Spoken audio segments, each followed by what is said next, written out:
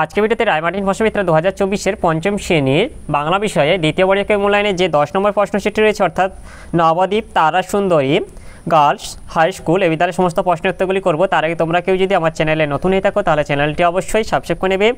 এটা আছে সঠিক উত্তরটি বেছে নিয়ে পূর্ণ বাক্যে লেখো যে কোনো দুটি। একের এক আছে বিকট হুঙ্কারে বাঘ ঝাঁপিয়ে পড়লো তার উপর, বাঘটি ঝাঁপিয়ে পড়েছিল এটা হচ্ছে ধনাইয়ের ওপর। একের দুই কত দিনে লুকোচুরি, লুকোচুরি হয়েছে এটা হচ্ছে ঘরের কোণে হবে। একের তিন আমি শব্দের বহুবচন হলো এটা আমরা হবে। একের চার লোকজন শব্দটি কোন লিঙ্গ, এটা হচ্ছে উভয় লিঙ্গ হবে। এরপর দুই দিকে আছে পূর্ণ বাক্যে উত্তর দাও যে কোনো চারটি। দুই দিকে এক আছে কুমির ও শিয়াল তৃতীয়বার কিসের চাষ করেছিল, কুমির ও শিয়াল তৃতীয়বার আখের চাষ করেছিল। দুই দিকে দুই আছে ভগবানের প্রাসাদে পৌঁছে ব্যাঙ কি দেখলো, এর উত্তরটি হলো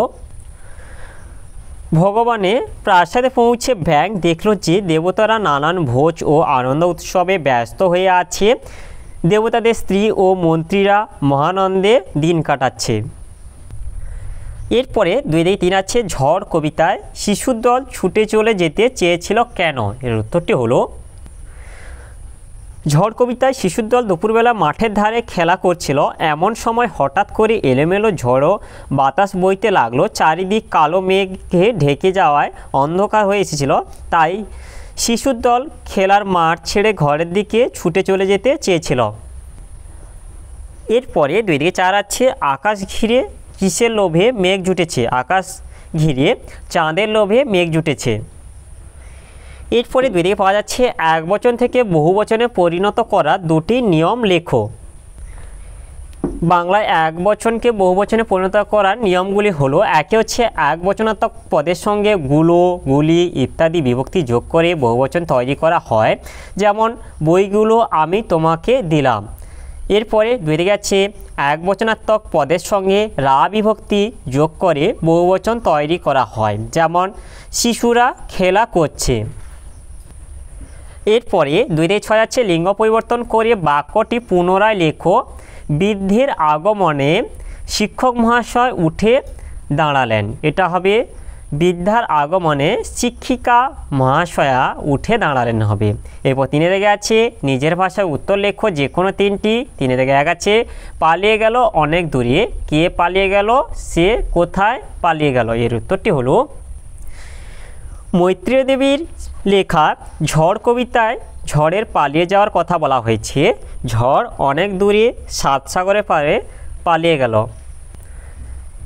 এরপরে তিনে দিকে দুই আছে ফণিমনসা গাছ কাঁচের পাতায় ভরে উঠবার পরে তার চেহারাটি কেমন হয়েছিল, এর উত্তরটি হলো বনের পরীর বরে ফণিমনসা গাছ কাঁচের পাতায় ভরে উঠে ঝলমলিয়ে উঠল, তার নতুন কাচের পাতার ওপর সূর্যের আলো পড়ে রামধনুর সাতটি রং ঝিকমিক করতে লাগলো, হালকা বাতাসের দোলায় কাচের পাতাগুলি থেকে একটা মিষ্টি টং টাং শব্দ হতে লাগলো।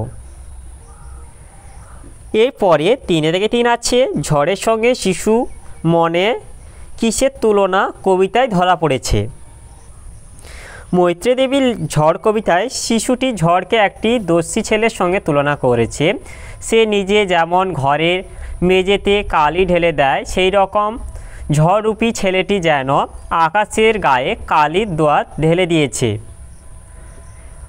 এরপরে তিনেই চার আছে ধনাই কীভাবে বাঘের হাত থেকে বেঁচে গিয়েছিল লেখো, এর উত্তরটি হলো মধুর কলসি মাথায় নিয়ে শীষে পার হচ্ছিল ধনাই, সেই সময় তাকে লক্ষ্য করে একটা বাঘ ঝাঁপ দিয়েছিল, বরাত জোরে বাঘটা ধাক্কা খেয়েছিল একটা তবলা গাছের ডালে, মাথায় জোর আঘাত পেয়ে বাঘটি শীষের মধ্যে পড়ে যায়, মধু ভরা কলসিটিও ভেঙে পড়ে বাঘের মাথায়, এইভাবেই ভাগ্যের জোরে বাঘের হাত থেকে ধনাই বেঁচে যায়।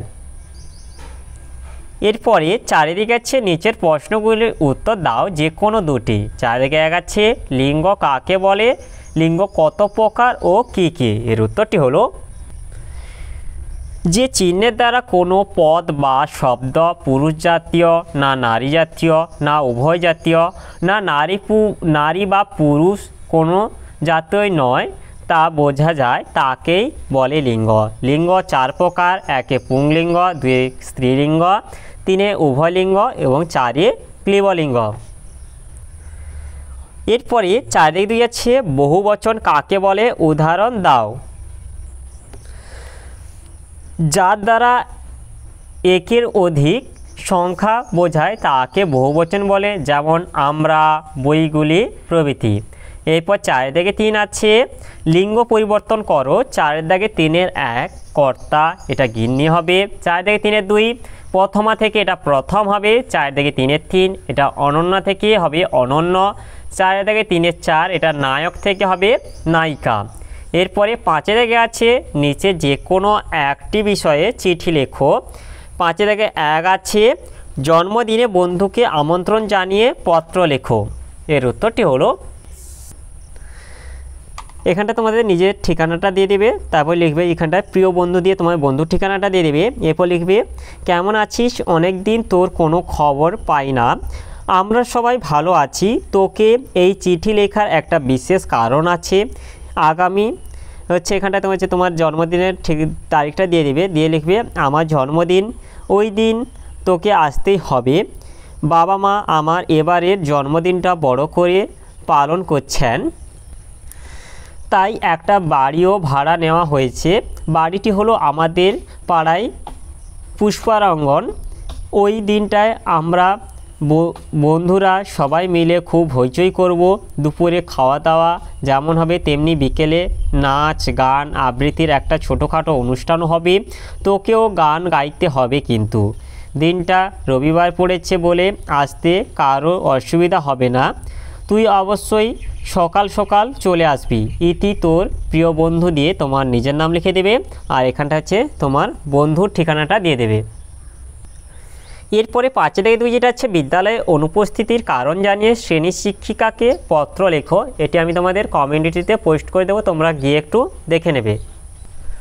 তাহলে আজকে ভিডিওতে আমরা পঞ্চম শ্রেণী বাংলা বিষয়ে যে 10-এর দাগে Nabadwip Tarasundari girls high school বিদ্যালয়ের সমস্ত প্রশ্নের উত্তরগুলি শেষ করলাম। আর তোমরা কেউ যদি আমার চ্যানেলটা এখনও সাবস্ক্রাইব করে রাখোনি তাহলে চ্যানেলটা অবশ্যই সাবস্ক্রাইব করে নেবে। ভিডিওটি ভালো লাগলে ভিডিওটিকে লাইক, কমেন্ট ও শেয়ার করতে ভুলবে না।